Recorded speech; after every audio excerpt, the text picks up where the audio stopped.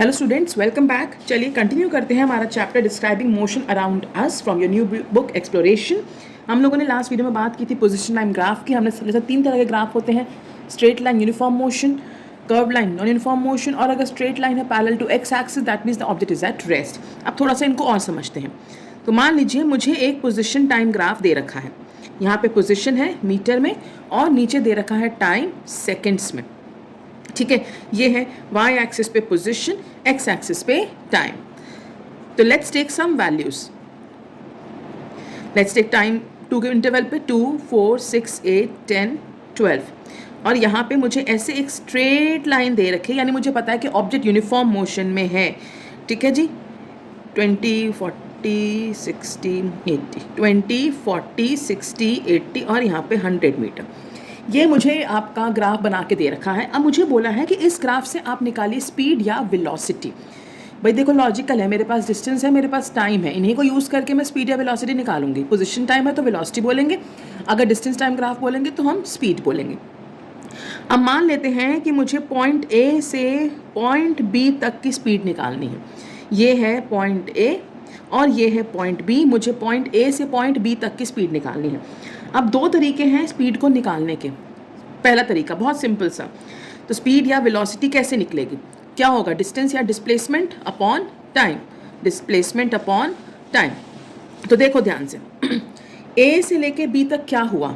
ए पे कोई पोजीशन है, राइट, 40, बी पे पोजीशन है 80। तो हम क्या करेंगे, हमें ऊपर डिस्प्लेसमेंट चाहिए, तो डिस्प्लेसमेंट या डिस्टेंस कैसे निकलेगा? भाई पहले ए पर वो 40 पे था, बी पे वो 80 पे पहुंच गया, यानी उसने कितना कवर किया? 40 से लेकर 80, 40 मीटर कवर किया ना उसने। तो कैसे निकलता है? S2 minus S1। ए पे जो डिस्टेंस होगा उसको हम S1 ले लेते हैं, बी वाले को S2 ले लेते हैं, जो पहले है उसको S1 ले लेते हैं, जो बाद में है उसको S2 ले लेते हैं। तो क्या आ जाएगा? 80 minus 40 that will be 40 metre. ऐसे ही टाइम निकाल लेते हैं। टाइम ए पे है 4, बी पे है 8, तो ए वाले टाइम को T1 ले लिया, बी वाले टाइम को T2 ले लिया। टाइम कैसे निकलेगा? T2 minus T1। 4 से लेकर 8 कितना हुआ? 4 सेकेंड्स। तो 8 माइनस 4 दैट इज 4 सेकेंड्स।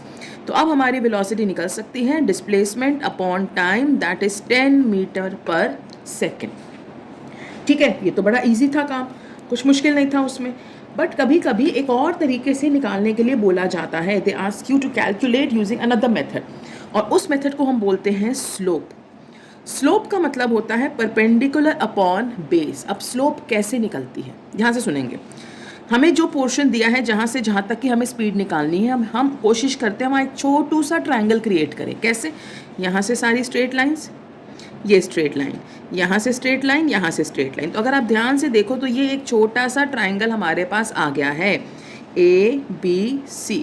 ये वाला ट्रायंगल मेरे पास आ चुका है जिसको मैंने डॉटेड कर दिया है। ठीक है, तो स्लोप कैसे निकलती है? इस ट्रायंगल का जो परपेंडिकुलर होगा अपॉन इसी ट्रायंगल का बेस। अब इस ट्रायंगल का परपेंडिकुलर क्या है? BC, और इस ट्रायंगल का बेस क्या है? AC। तो अगर मैं BC अपॉन AC करूं तो भी मेरे पास एक वैल्यू निकल के आएगी। क्या निकल के आएगा? देखो ध्यान से, BC क्या है? ये है BC। अगर मैं y एक्सिस पे देखूँ तो 40 से लेकर 80 तक BC है, यानी कि 40 से लेकर 80 तक 40। AC क्या है? 4 से लेकर 8 तक, दैट इज 4।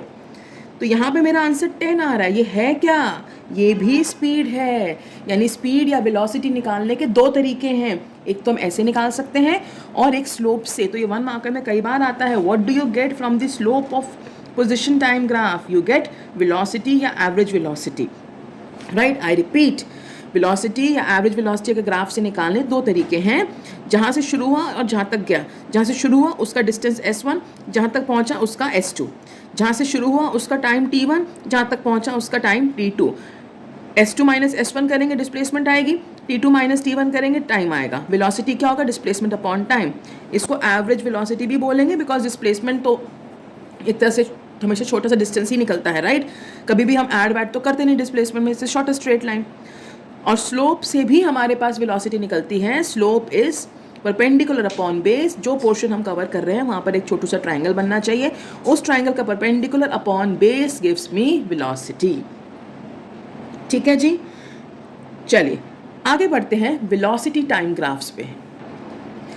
चलिए वेलोसिटी टाइम ग्राफ्स, इसमें हम y एक्सिस पे वेलोसिटी लेते हैं और x एक्सिस पे टाइम। तो चलिए पहले काफ़ी तरह के ग्राफ समझते हैं, फिर कैलकुलेशंस पर आएंगे। ये रहा वेलोसिटी y एक्सिस पे मीटर पर सेकंड में, ये रहा टाइम x एक्सिस पे सेकंड्स में। वेलोसिटी मीटर पर सेकंड, टाइम सेकंड्स। चलिए मैंने बनाया पहले एक सिंपल सा ग्राफ, ये वाला। बहुत ध्यान से समझेंगे। वेलोसिटी या अपने दिमाग में रखिए, इसको हम स्पीड भी बोल सकते हैं फिलहाल के लिए, ठीक है ना। Velocity speed with the direction. अब पहले वाले ग्राफ को आप देख के बोलोगे रेस्ट है, नहीं, दिस इज नॉट रेस्ट। अगर ये पोजीशन टाइम ग्राफ होता तो this would have been rest. क्यों? क्योंकि टाइम बढ़ रहा होता, पोजीशन कांस्टेंट होती। बट ये वेलोसिटी टाइम ग्राफ है, मतलब टाइम बढ़ता जा रहा है बट वेलोसिटी यानी कि स्पीड कांस्टेंट है। स्पीड है, स्पीड होने का मतलब क्या है कि ऑब्जेक्ट मूव कर रहा है। तो इसमें टाइम बढ़ता जा रहा है बट वेलोसिटी यानी कि स्पीड चेंज नहीं हो रही। Object is moving with a constant speed, इसीलिए ये है कांस्टेंट स्पीड का ग्राफ, या जिसको हम यूनिफॉर्म मोशन भी बोल सकते हैं। तो डिस्टेंस टाइम ग्राफ था यूनिफॉर्म मोशन वाला, ऐसा स्ट्रेट लाइन, लेकिन वेलोसिटी टाइम ग्राफ में ये वाली स्ट्रेट लाइन हमको मिलती है कांस्टेंट स्पीड या यूनिफॉर्म मोशन में। ठीक है जी, क्या मतलब हुआ? टाइम बढ़ता जा रहा है बट स्पीड या वेलोसिटी कांस्टेंट है, वो चेंज ही नहीं हो रही, ऑब्जेक्ट उसी स्पीड से चलता जा रहा है, यानी it is constant speed uniform motion. अब इसमें एक चीज़ और समझने की आती है, क्योंकि ऑब्जेक्ट सेम स्पीड से चलता जा रहा है, स्पीड में कोई चेंज नहीं आ रहा, वेलोसिटी में कोई चेंज नहीं आ रहा। जब वेलोसिटी चेंज ही नहीं हो रही, there is no acceleration. Acceleration क्या था? Rate of change in velocity. जब वेलोसिटी ही चेंज नहीं हो रही तो एक्सेलरेशन क्या खाक निकलेगी, राइट? तो इसलिए this is also a case of zero acceleration.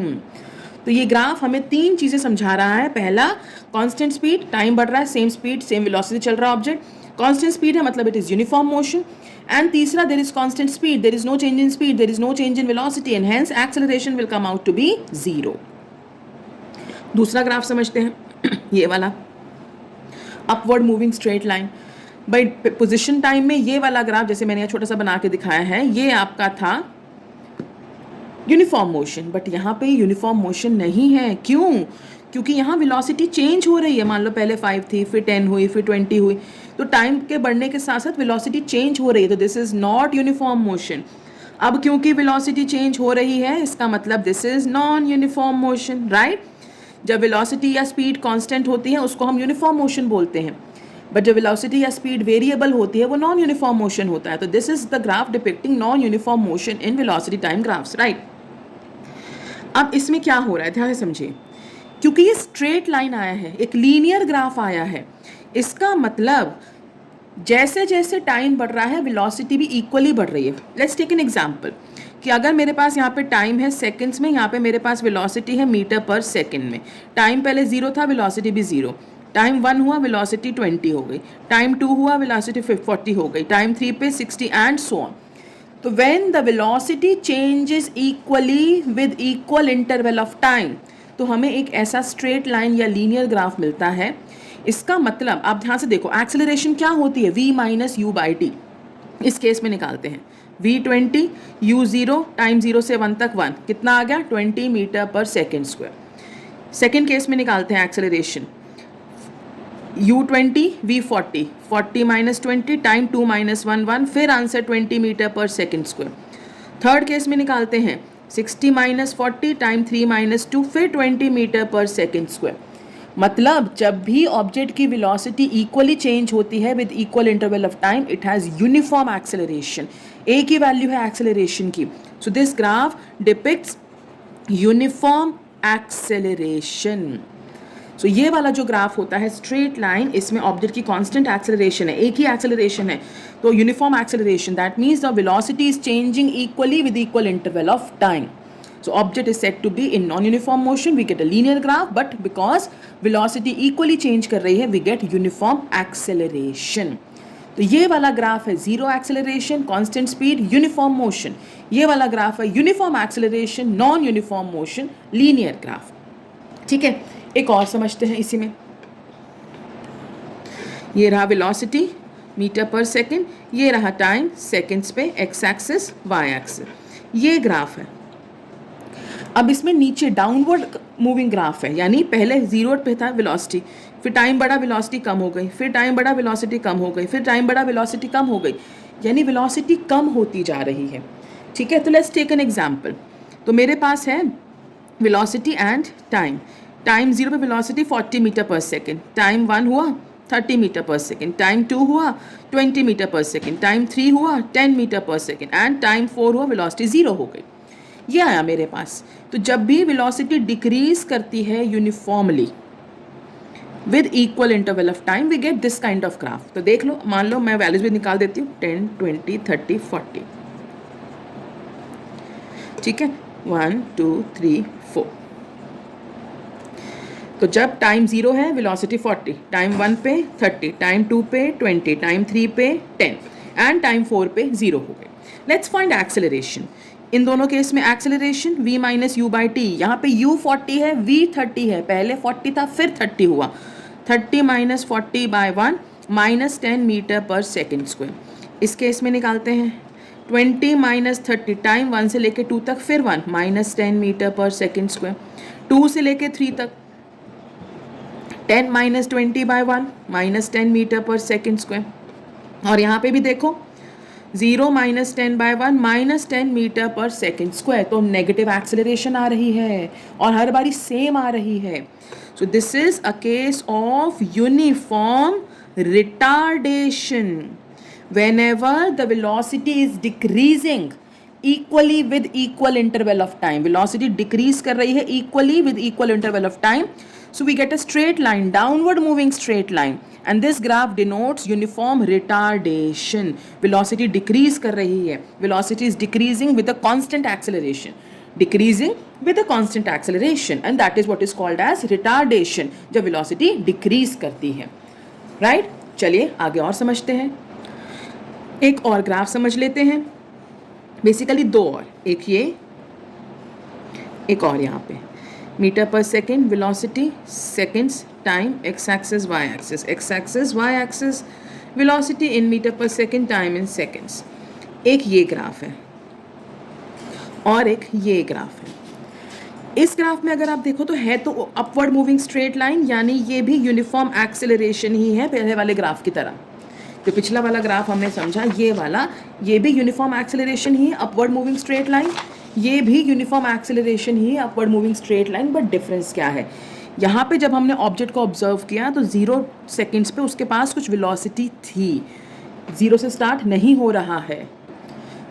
तो इसका मतलब यहाँ पर ये 0 से स्टार्ट नहीं कर रहा। जब हमने टाइम 0 पे देखा तो उसके पास ऑलरेडी कुछ वेलोसिटी है, बट पिछले केस में जब टाइम 0 पे देखा तो उसकी वेलोसिटी भी 0 थी।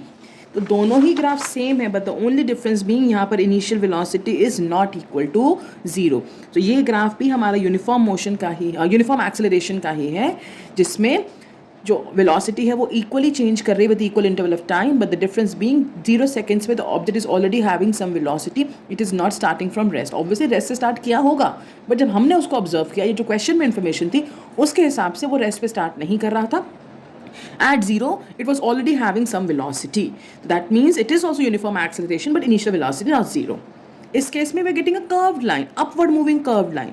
यानी velocity तो बढ़ रही है, but unequally बढ़ रही है. So whenever the velocity changes unequally with equal interval of time, पहले 0 पे 0, फिर मान लेते 1 पे 10, 2 पे हो गई 14, 3 पे हो गई 23, तो हर बारी आप देखो एक्सेलरेशन अलग आएगी, v minus you by T 10। यहाँ पे देखो v minus you by T 4, यहाँ पे देखो v minus you by T 9। तो हर बारी एक्सेलरेशन हमारी अलग आ रही है। सो जब भी वेलोसिटी अनइक्वली चेंज करती है with equal interval of time, it is said to be non uniform acceleration. So this is the graph of non uniform acceleration. Similarly हमारे पास डाउनवर्ड मूविंग ग्राफ भी हो सकता है, वाई एक्सिस एक्स एक्सिस, ऐसा कि वेलोसिटी क्या हो रहा है, अनइक्वली डिक्रीज कर रही है, तभी हमारे पास एक कर्व्ड लाइन आ रही है। So whenever the velocity decreases unequally with equal interval of time, it is said to be in non uniform retardation. So this is the graph of non uniform retardation. जैसे ये वाला हमारा ग्राफ था, uniform retardation का velocity equally decrease कर रही थी with equal interval of time, but यहाँ पे वेलोसिटी अनइक्वली डिक्रीज करेगी with equal interval of time. This is called as non-uniform retardation. तो ये थे हमारे कुछ ग्राफ्स। अब इनकी कैलकुलेशंस हम नेक्स्ट वीडियो में समझेंगे कि हम वेलोसिटी टाइम ग्राफ से क्या क्या निकाल सकते हैं। We can calculate displacement, we can also calculate acceleration from velocity time graph, और वो कैसे होगा will understand that in the next video. Till then take care, watch the videos properly, send me your doubts in the comment section. Bye bye.